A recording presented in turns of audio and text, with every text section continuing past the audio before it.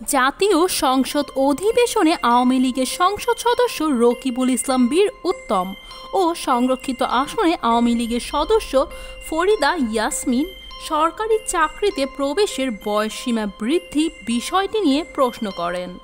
রকিবুল ইসলাম তার প্রশ্নে বলেন, সরকারি চাকরিতে যোগদানের যে বয়সসীমা রয়েছে তা অনেক আগেই নির্ধারণ করা হয়েছিল। ইতিমধ্যে আমাদের দেশে মানুষের আয়ুষ্কাল ৬২ বছর থেকে ৭২ বছর পৌঁছেছে। এখন এটি অত্যন্ত যৌক্তিক সরকারি চাকরিতে যোগদানের বয়সসীমা শিথিল করে অন্তত ৩৫ বছরের কাছে নিয়ে যান।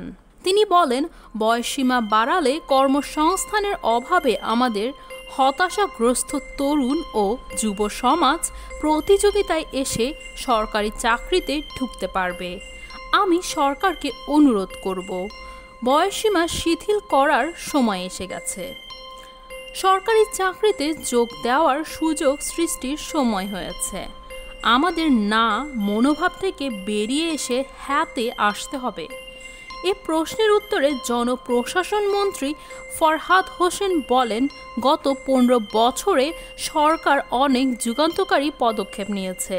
চাকরির বয়স ছিল ২৭ বছর, সেখান থেকে বৃদ্ধি করে ৩০ বছরে উন্নীত করা হয়েছে।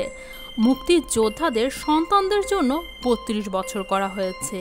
চাকরি থেকে অবসরের বয়স ৫৫ বছর থেকে বাড়িয়ে ৫৯ বছর করা হয়েছে।